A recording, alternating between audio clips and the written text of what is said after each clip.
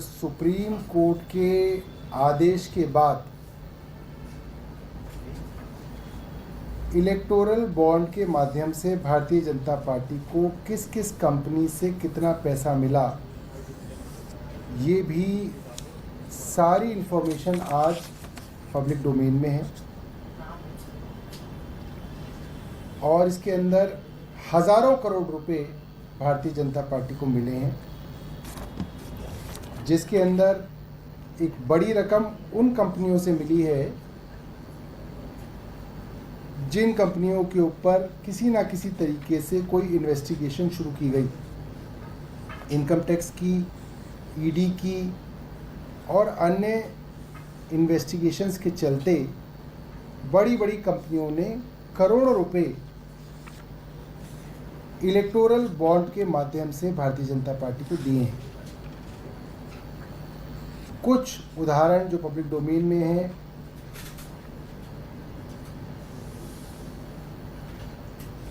Future gaming ने 152 करोड़ रुपए Bharatiya Janata party को दिए हैं। मेगा कंस्ट्रक्शन ने भारतीय जनता पार्टी को 454 करोड़ रुपए दिए हैं। और ये तब है जब उनके ऊपर और उनकी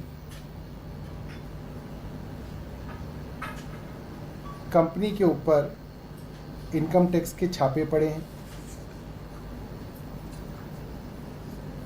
हल्दिया एनर्जी लिमिटेड के ऊपर इनकम टैक्स की, माफ़ कीजिएगा, सेंट्रल ब्यूरो ऑफ इन्वेस्टिगेशन की इन्वेस्टिगेशन चल रही है 2020 से। उन्होंने भारतीय जनता पार्टी को करीब 377 करोड़ रुपए डोनेट किए हैं। इसी तरीके से कई सारी कंपनियों के नाम पब्लिक डोमेन में हैं जिनके ऊपर छापे पड़े और उसके बाद उन्होंने भारतीय जनता पार्टी को इलेक्टोरल बॉन्ड के माध्यम से करोड़ों रुपए दिए। मसलन हेटेरो ग्रुप ऑफ कंपनीज के ऊपर इनकम टैक्स द्वारा 2019 के अंदर छापा पड़ा, कैश बरामद हुआ और इस कंपनी ने भी भारतीय जनता पार्टी को करीब 60 करोड़ रुपए के इलेक्टोरल बॉन्ड दिए। Shady Sai electricals income tax छापा पड़ा दिसंबर 2023 में, जनवरी 2024 में इलेक्टोरल बॉन्ड खरीदे। डॉक्टर रेड्डी के यहाँ इनकम टैक्स छापा पड़ा 2023 में नवंबर में, और उसी के कुछ दिनों बाद नवंबर में इन्होंने भी इलेक्टोरल बॉन्ड खरीदे। कल्पतरु प्रोजेक्ट्स के यहाँ इनकम टैक्स का छापा पड़ा अगस्त 2023 में, और इसके बाद अक्टूबर में इन्होंने इलेक्टोरल बॉन्ड खरीदे। इस तरीके की बहुत सारी कंपनियां हैं। उन कंपनियों की बात एक जनरल बात है, मगर जो इस एक्साइज की इन्वेस्टिगेशन के अंदर ईडी के मुख्य गवाह हैं, उनकी भी अगर हम डिटेल्स देखें तो उन्होंने भी करोड़ों रुपया भारतीय जनता पार्टी को दिया। और इनके अंदर जो मेन एक्यूज हैं, पी शरद चंद्र रेड्डी और औरोबिंदो फार्मा के मालिक के बेटे जो हैं, उनकी टाइमलाइन अगर मैं आपको दिखाऊं तो नवंबर 2021 के अंदर एक्साइज पॉलिसी बनी, जनवरी 2022 के अंदर औरोबिंदो फार्मा ने भारतीय जनता पार्टी को 3 करोड़ रुपए के इलेक्टोरल बॉन्ड दिए। जुलाई के अंदर औरोबिंदो फार्मा ने 1.5 करोड़ रुपए के इलेक्टोरल बॉन्ड खरीदे और भारतीय जनता पार्टी को मिले।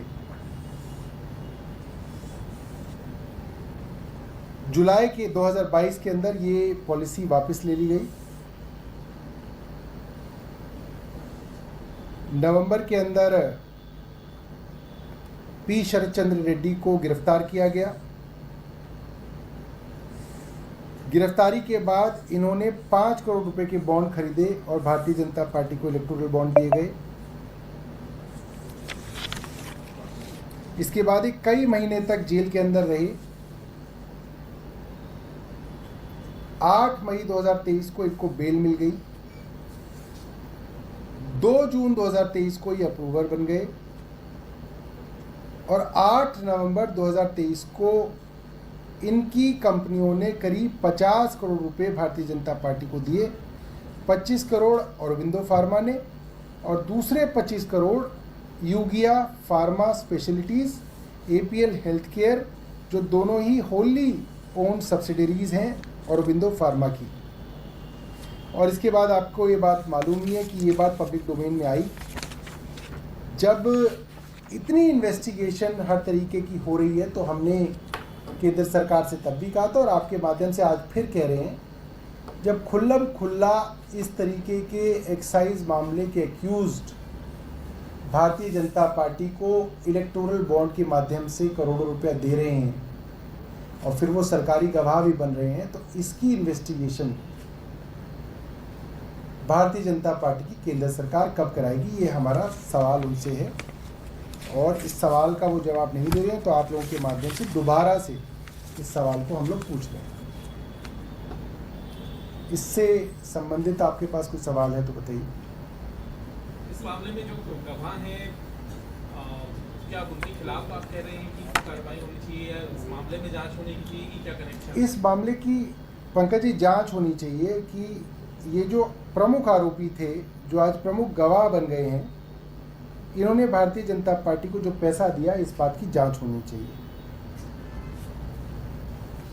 आम आदमी पार्टी को जो मामला चल रहा है, आम आदमी पार्टी को भी पार्टी बनाया गया, 12 जुलाई की सुनवाई हुई है, सीएम को भी उसमें पेश होना है, क्या कुछ उम्मीद है आप? मैं यही तो आपको बता रहा हूँ कि आम आदमी पार्टी को तो बिना किसी सबूत के, बिना किसी पैसे की रिकवरी के, बिना किसी मनी ट्रेल के आरोपी बना रही है ईडी। और जहां पे मनी ट्रेल स्थापित है, साफ साफ दिख रहा है कि इस तरीके से इन्होंने करोड़ों रुपया भारतीय जनता पार्टी को दिया। भारतीय जनता पार्टी को कब आरोपी बनाया जाएगा, यही सवाल है। तो इसके लिए आप कोर्ट क्यों नहीं जाते? कोर्ट जाके बोलिए ना कि इसकी एक जांच कराई जाए, बाकायदा निष्पक्ष। कोर्ट में तो अरविंद केजरीवाल जी ने पूरा ही बताया, डेट बाय डेट एक एक चीज़ बताई ट्रायल कोर्ट के अंदर।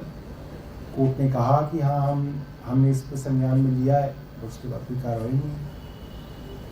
ये दूसरा मामला आपकी जो पूर्व मंत्री है राजेंद्र पाल बसपा में ज्वाइन किया था उन्होंने, लेकिन आपकी सीटिंग एमएलए करतार कौर भी लेके? अब देखिए, आप पुरानी बातें याद दिला रहे हैं।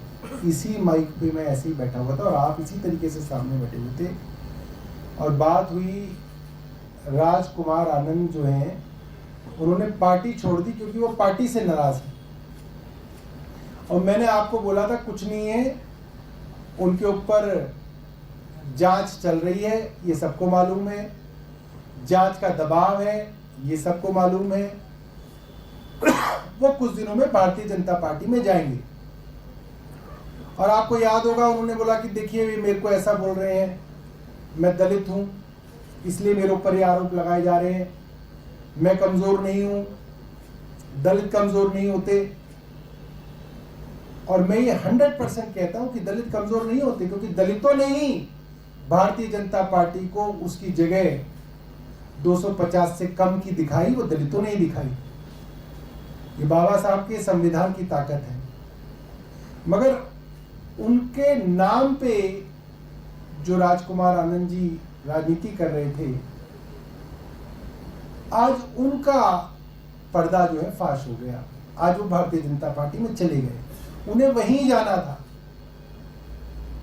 जब उनकी पहली प्रेस कॉन्फ्रेंस हुई थी, तो उनके आसपास जो लोग थे वो वही लोग थे तो भारतीय जनता पार्टी के लिए काम करते हैं। वो उस फोटो में, वो वीडियो में दिख रहे थे, वो ट्विटर पे भी चल रहा था।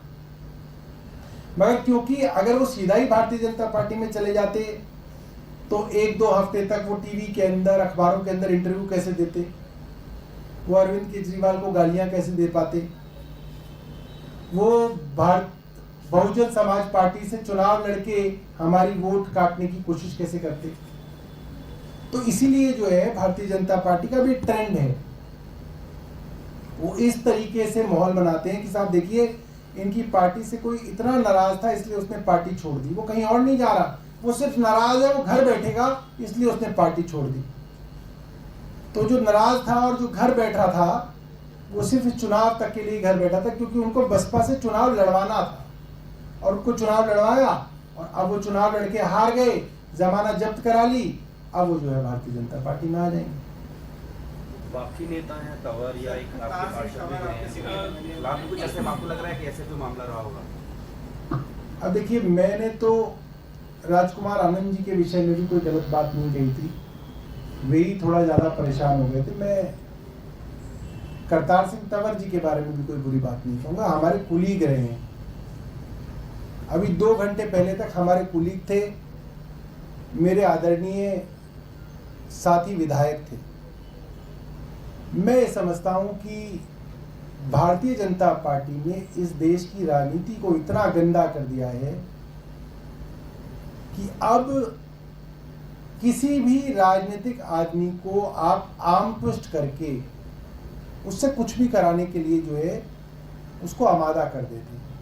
हम सबको मालूम है 2016 में भाई करतार के यहाँ इनकम टैक्स का छापा पड़ा। उसी भारतीय जनता पार्टी की केंद्र सरकार के इनकम टैक्स डिपार्टमेंट ने कहा कि unaccounted cash worth 130 crore found. 130 crore का अनअकाउंटेड कैश पाया गया। ये मैंने नहीं कहा, ये केंद्र सरकार के इनकम टैक्स ने कहा। अब जाहिर सी बात है, वो तलवार जो है वो उसके ऊपर लटका के रखते हैं, उनके ऊपर भी वो तलवार लटकी हुई होगी।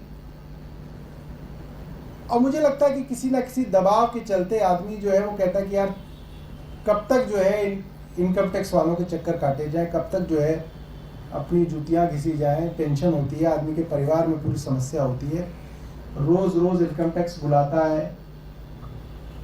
फिर ये भी होता है कि आज इनकम टैक्स में है, ये मामला इनकम टैक्स से ईडी में दे देंगे। बड़ा आसान है इनकम टैक्स से ईडी में देना, काफ़ी दोनों का मेलजोल रहता है। फिर ईडी में दे देंगे तो फिर बंद कर देंगे तो महीनों अंदर रहना पड़ेगा। कौन जो है सामान्य आदमी जो है इस सब के अंदर चक्कर में पड़ेगा? घर में परिवार है, बीवी है, बच्चे हैं, पोते पोतियां हैं, क्या क्या है। तो आज देश की राजनीति जो है आज बहुत गंदी राजनीति कर दी है भारतीय जनता पार्टी, और इस तरीके से विपक्ष को खत्म करने की कोशिश की जा रही है कि विपक्ष को इतना कमजोर कर दिया जाए कि देश के अंदर लोगों की आवाज उठाने वाला कोई ना रह जाए। सिलेंडर के दाम बढ़ते हैं तो लोग कोई ना आवाज उठाएंगे, विपक्ष उठाएगा उनके लिए आवाज। नीट का पेपर लीक हो गया, इसकी आवाज कौन उठाएगा? जनता बेचारी कहाँ उठाएगी आवाज? विपक्ष उठाएगा उसकी आवाज जो है संसद के अंदर, विपक्ष उठाएगा उसकी धरना लेके आवाज। तो वो विपक्ष को कमजोर कर दिया जाए कि जनता के मुद्दों की आवाज ही ना उठ पाए। बिहार के अंदर पुल पे पुल गिर रहे हैं, लोग नहीं चलाएंगे। जो अपोजिशन पॉलिटिकल पार्टीज हैं वो उसको फेसबुक पे, व्हाट्सएप पे, ट्विटर पे चला के सरकार की अकाउंटेबिलिटी फिक्स करेंगे कि भाई आपने कुछ नहीं किया। हाथरस के अंदर इतने सारे लोग मर गए, सरकार की जवाबदेही वहां की अपोजिशन पार्टी तय करेगी। अब उन अपोजिशन पार्टियों को इतना कमजोर कर दिया जाए कि उनके विधायकों को तोड़ा जाए, बीजेपी में शामिल करा लिया जाए, कि विपक्ष जो है बिल्कुल खत्म हो जाए। ये कोशिश भारतीय जनता पार्टी की है, पिछले कई सालों से कोशिश चल रही है, मगर 2024 के लोकसभा के चुनावों ने दिखा दिया कि अब इस कोशिश से काम बन नहीं रहा है भारतीय जनता पार्टी का। तो कोशिश बहुत कर रहे हैं मगर विपक्ष धीरे धीरे मजबूत हो रहा है, और आने वाले दिनों में विपक्ष और मजबूत होगा। इस तरीके की कोशिशें चलेंगी। हमारे कई विधायकों के ऊपर इस तरीके के मामले बनाने की कोशिश की जा रही है, डराने की कोशिश की जाती है, दबाव बनाने की कोशिश की जाती है, और उसके अंदर कई विधायक जो है दबाव में आ जाते हैं। और हमें उनसे कोई, मुझे नहीं लगता कि हमें उनसे कोई द्वेष है इसको लेके हम उनकी मजबूरियां समझ सकते हैं।